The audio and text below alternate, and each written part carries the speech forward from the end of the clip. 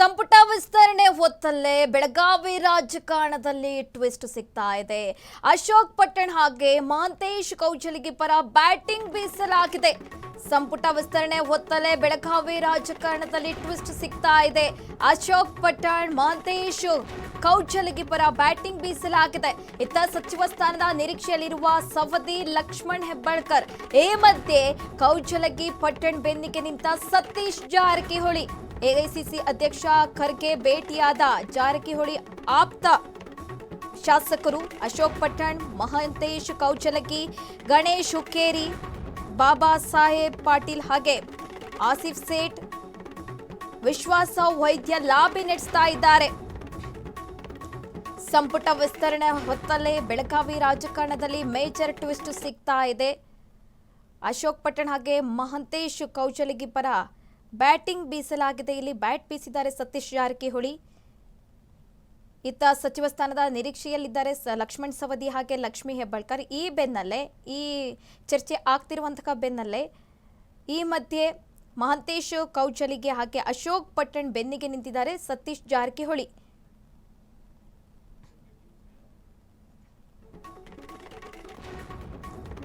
ಖರ್ಗೆ ಎದುರು ಬೆಳಗಾವಿ ಶಾಸಕರು ಮಂಡಿಸಿದ್ದ ವಾದವೇನು ಅಂತ ಪ್ರಶ್ನೆ ಮೂಡ್ತಾ ಇದೆ. ಮೊದಲಿನಿಂದ ಪಕ್ಷದಲ್ಲಿದ್ದವರಿಗೆ ಆದ್ಯತೆ ಕೊಡಬೇಕು, ಲಿಂಗಾಯತ ಕೋಟ ಅಂತ ಬಂದ್ರೆ ಅಶೋಕ್ ಪಟ್ಟಣ್ ಇದ್ದಾರೆ ಅಥವಾ ಮಹಂತೇಶ್ ಕೌಜಲಿಗೆ ಅವಕಾಶ ಕೊಡಬೇಕು ಅಂತ ಒತ್ತಾಯ ಕೇಳಿ ಬರ್ತಾ ಇದೆ. ಅಲ್ಪಸಂಖ್ಯಾತ ಕೋಟ ಬಂದ್ರೆ ಆಸಿಫ್ ಸೇಠ್ಗೆ ಚಾನ್ಸ್ ಕೊಡಿ ಅಂತ ಒತ್ತಾಯ ಹಾಕಲಾಗ್ತಾ ಇದೆ. ಆಪ್ತ ಶಾಸಕರ ಮೂಲಕ ಹೊಸ ದಾಳ ಉರುಳಿಸ್ತಾ ಇದ್ದಾರೆ ಇಲ್ಲಿ ಜಾರಕಿಹೊಳಿ. ಖರ್ಗೆ ಎದುರು ಬೆಳಗಾವಿ ಶಾಸಕರು ಮಂಡಿಸಿದ ವಾದವೇನು ಅಂತ ನೋಡೋದಾದ್ರೆ, ಮೊದಲಿನಿಂದ ಯಾರು ಪಕ್ಷದಲ್ಲಿದ್ದಾರೋ ಅವರಿಗೆ ಆದ್ಯತೆ ಕೊಡಬೇಕು ಅಂತ ಹೈಕಮಾಂಡ್ ಮೇಲೆ ಒತ್ತಾಯ ಹೇರಲಾಗ್ತಾ ಇದೆ. ಹಾಗೆ ಲಿಂಗಾಯತ ಅಂತ ಕೋಟ ಬಂದ್ರೆ, ಲಿಂಗಾಯತ ಸಮುದಾಯ ಅಂತ ಬಂದ್ರೆ ಅಶೋಕ್ ಪಟ್ಟಣ್ ಇದ್ದಾರೆ, ಹಿರಿಯ ಶಾಸಕರು ಕೂಡ, ಹಿರಿಯ ನಾಯಕರು ಕೂಡ ಪಕ್ಷಕ್ಕಾಗಿ ಕೆಲಸ ಮಾಡಿದ್ದಾರೆ, ಪಕ್ಷಕ್ಕಾಗಿ ದುಡಿದಿದ್ದಾರೆ, ಅವರಿಗೆ ಚಾನ್ಸ್ ಕೊಡ್ಬೋದು. ಅಥವಾ ಮಹಂತೇಶ ಕೌಜಲಿಗೆ ಅವಕಾಶ ಕೊಡ್ಬೋದು.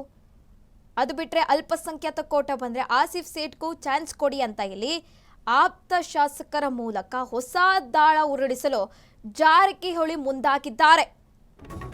ಪಟ್ಟಣ್ ಕೌಜಲಗಿ ಬೆನ್ನಿಗೆ ಸತೀಶ್ ನಿಲ್ಲಲು ಹಾಗಾದ್ರೆ ಕಾರಣವೇನು?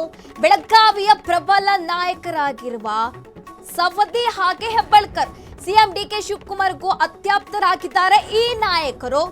ಜಿಲ್ಲೆಯಲ್ಲಿ ತಮ್ಮದೇ ಪ್ರಭಾವ ಉಳಿಸಿಕೊಳ್ಳಲು ಸತೀಶ್ ಇಲ್ಲಿ ತಂತ್ರ ಹೂಡ್ತಾ ಇದ್ದಾರೆ.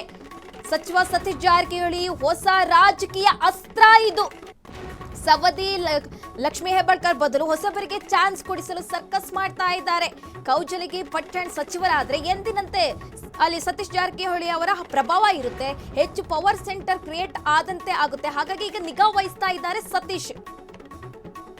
ಪಟ್ಟಣ್ ಹಾಗೆ ಕೌಜಲಗಿ ಬೆನ್ನಿಗೆ ಸತೀಶ್ ಜಾರಕಿಹೊಳಿ ನಿಲ್ಲಲು ಕಾರಣವೇನು ಅಂತ ನೋಡೋದಾದ್ರೆ, ಬೆಳಗಾವಿ ಪ್ರಬಲ ನಾಯಕರಾಗಿದ್ದಾರೆ ಯಾರು ಸವದಿ ಹಾಗೆ ಲಕ್ಷ್ಮೀ ಹೆಬ್ಬಾಳ್ಕರ್ ಅವರು ಕೂಡ ಸಿಎಂ ಡಿಕೆ ಅವರಿಗೆ ಆಪ್ತರು. ಅವರು ಸದ್ಯ ತಮ್ಮ ಪ್ರಭಾವವನ್ನು ಉಳಿಸಿಕೊಳ್ಳಲು ಈ ರೀತಿಯಾಗಿ ಹೊಸ ರಾಜಕೀಯ ಅಸ್ತ್ರ ಬಳಸ್ತಾ ಇದ್ದಾರೆ ಸತೀಶ್ ಜಾರಕಿಹೊಳಿ ಅಂತ ಹೇಳಲಾಗ್ತಾ ಇದೆ.